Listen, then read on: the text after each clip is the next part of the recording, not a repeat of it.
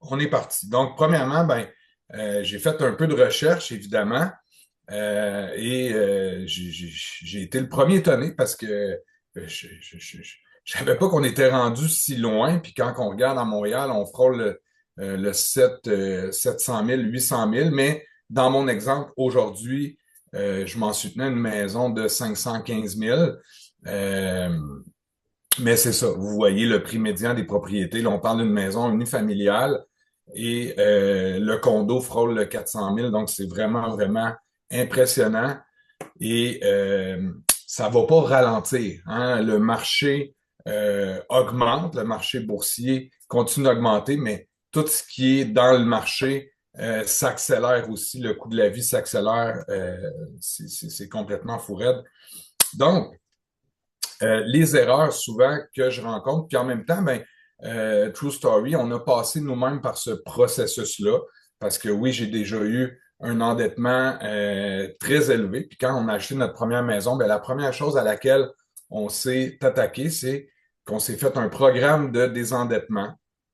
Donc, vous le voyez pas à l'écran, mais si vous avez des questions, on a un super de beau programme de désendettement dans notre analyse.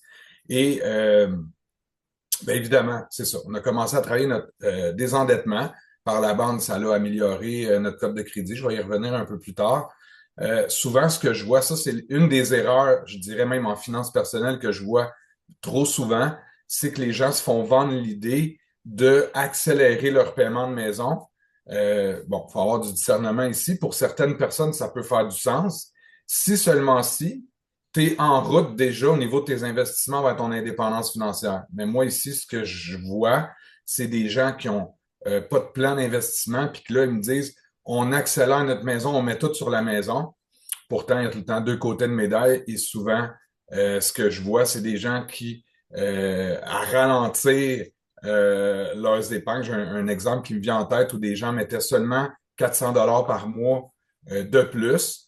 Ils finissaient de payer leur maison en 15 ans, mais je leur ai montré que s'ils mettaient ce 400 $-là sur leurs investissements, ils finiraient de payer leur maison en 25 ans, mais il y avait 400 000 de plus dans leur patrimoine. Donc, maison payée, 175 000 dans le patrimoine ou maison payée, 400 000. Je pense que la décision dans ce temps-là, elle se fait tout seul.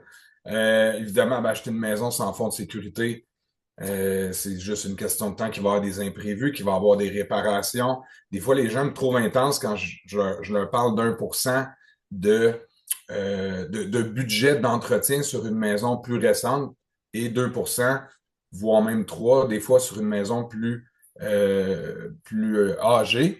Ben, tu ne mettras peut-être pas ces sommes-là la première, la deuxième année, mais tu vas arriver la troisième année, puis ça va être les fenêtres, le toit en même temps, la tank à eau chaude. Donc, évidemment, s'il arrive quelque chose, c'est plus le propriétaire que tu appelles, c'est toi-même. Donc, c'est important de partir avec ça, sinon ça va être la marge de crédit. Puis on veut pas ça.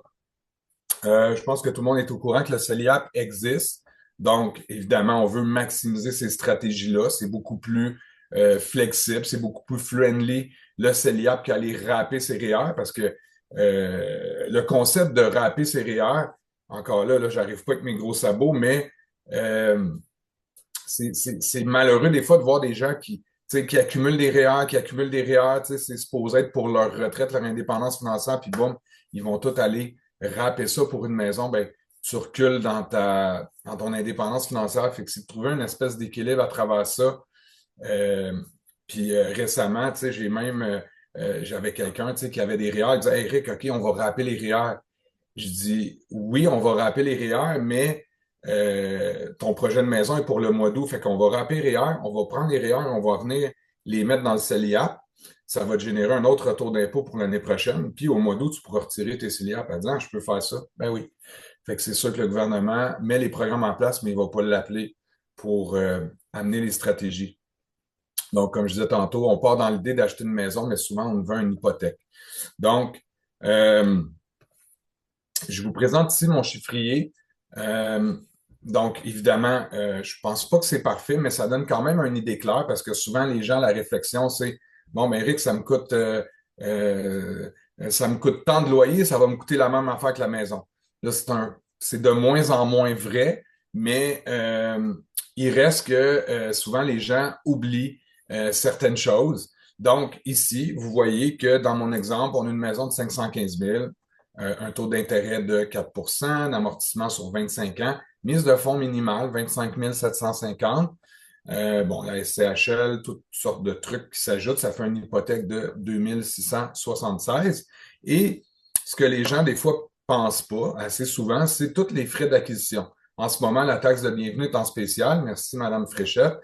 Donc, il y a des gens qui vont pouvoir profiter de pas payer la taxe de bienvenue, d'avoir un certain rabais, ce qui est quand même intéressant. Donc, il y a tous ces frais-là qui s'ajoutent. Le frais d'inspection, ça devrait être quasiment obligatoire de faire inspecter une maison, mais bon, euh, voilà. Le déménagement et le réaménagement. Ben, tu sais, dans notre cas, moi, j'avais un 4,5 avec fiston. Ma blonde avait son appart aussi. Fait que, tu sais, les deux apparts dans une maison, évidemment, il y avait du réaménagement, des des nouveaux rideaux pour les fenêtres, tout ça. Les gens ne pensent pas à ça. Fait que, il faut le prévoir. Il faut prévoir les frais de déménagement. Donc, on est à 39 000, si j'arrondis, 39 000 là, pour la mise de fonds et le frais de déménagement. Donc, on va retenir ce montant-là. Et si on continue dans le chiffrier, ben, on a notre hypothèque. Il faut ajouter évidemment les taxes foncières. Là. C'est sûr que, bon, je suis un peu plus à Saint-Charles-Borromée ici avec des taxes foncières de 200 mais chez mon oncle à Saint-Jérôme, ça lui coûte 3 000 par année. Fait qu'il y a certaines régions qui, évidemment, c'est beaucoup plus cher. Euh, L'assurance habitation, ben moi, j'ai déjà payé 15 d'assurance habitation. Et là, c'est 150 avec une maison. Fait que, tu sais, des fois, il faut prendre ça en considération. L'électricité, l'hydro, tu sais, ça peut être facilement 50, 75 dans un logement, mais pouf, dans une maison, le prix va grimper et on ajoute à ça un budget d'entretien. Donc, finalement, là, j'ai essayé de trouver un loyer, encore là, une moyenne. Il y a des gens que ça va être beaucoup moins, il y a des gens que ça va être même beaucoup plus. Mais si on part dans le point qu'une jeune famille avec deux adultes, deux enfants qui ont un 5,5 qui leur coûte 2 000 avec un hydro de 75, une assurance de 25, ça coûte autour de 2 100 quand on va vers la propriété, c'est 3 600. Donc, moi, ce que je dis toujours aux gens, c'est on va se pratiquer comme si on était propriétaire. Donc, la différence entre les deux, le 1 500, on va le mettre de côté. Si la personne me dit, oh my God, Rick, tu pousses un peu, ben, déjà là, tu as une réponse sans que je te l'aie dit, parce que la réalité, ça va être ça avec une maison. Et là, ben, si tu pars de zéro, puis que tu as travaillé ton programme de désendettement, ou tu n'as déjà pas de dette, mais que tu pars de zéro, ben, dans ce cas-ci, ça va te prendre 36 mois pour accumuler 54 000 54 000 moins la mise de fonds et les frais connexes, on est à 39 000. Donc, il resterait 15 000 pour un fonds d'urgence. Donc, moi, c'est ce que je considère qui est sage de faire. Il y a plein d'écoles de pensée, là. Je suis pas la vérité absolue, mais c'est ce que je vais aborder comme sujet. Donc, comme j'ai écrit un peu plus bas, on n'achète pas juste une maison, on va se prouver d'abord qu'on peut se le permettre. Puis si même si ça ne le fait pas, peut-être revoir notre budget, nos revenus, etc. Donc, c'est mon approche. Après ça, ben, il y a certaines stratégies qui peuvent être mises en place pour être approuvées plus rapidement. Évidemment, ben, tu sais, le dossier de crédit fait toujours partie de l'opération. Fait que nous, dans notre cas, on avait été avec Equifax, TransUnion, on avait loué le logiciel pour vraiment se traquer, si je peux me permettre l'anglicisme. Donc, évidemment, on travaillait notre code de crédit. Donc, puis tu sais, il y a vraiment, en allant au bureau de crédit aussi, faire des recherches, s'assurer que des dettes remboursées ne traînent plus dans le bureau de crédit, parce que oui, il y a des institutions financières qui, je ne sais pas pourquoi, ta dette peut être remboursée, ça fait 1 an, 2 ans, puis ça traîne encore au bureau de crédit. Donc, on appelle les institutions financières, puis on leur demande gentiment, poliment, gaiement, qu'ils fassent en sorte que la dette n'apparaisse plus parce qu'on l'a remboursée. Donc, puis idéalement, ben nous, dans notre cas, c'était vraiment ça, notre game plan, c'était de ne plus avoir de dette visible, puis de partir à neuf, d'acheter notre maison avec notre mise de fonds qui va être dans le compte minimalement 30-90 jours, l'emploi qui est stable, facile de vérifier, avoir ses documents prêts. Tu sais, on va nous demander des avis de cotisation, un paquet de trucs du genre, ben, c'est bien. Choisir le bon prêteur. Tu sais, chacun a sa spécialité. Je pense que Maryse, c'est plus sa spécialité, ce volet-là, mais bon, j'en parle un peu pour mieux préparer les gens avec Maryse. Éviter les drapeaux rouges. Ben, tu sais, tu changes pas d'emploi idéalement juste avant, ou tu sais, euh, tu vas pas t'engager sur une piscine, un spa, puis un nouveau skidoo avant de t'acheter ta maison. Tu essaies de garder ça le plus simple possible au minimum, être stratégique, évidemment.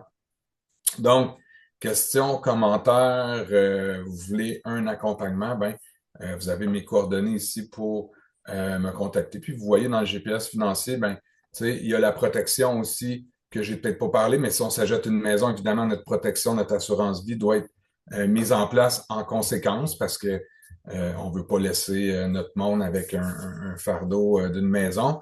Et il y a des pièges de ce côté-là aussi au niveau des prêteurs. Encore là, je veux rester poli, mais c'est comme ça. Eux, ils vont vouloir te vendre l'assurance hypothécaire.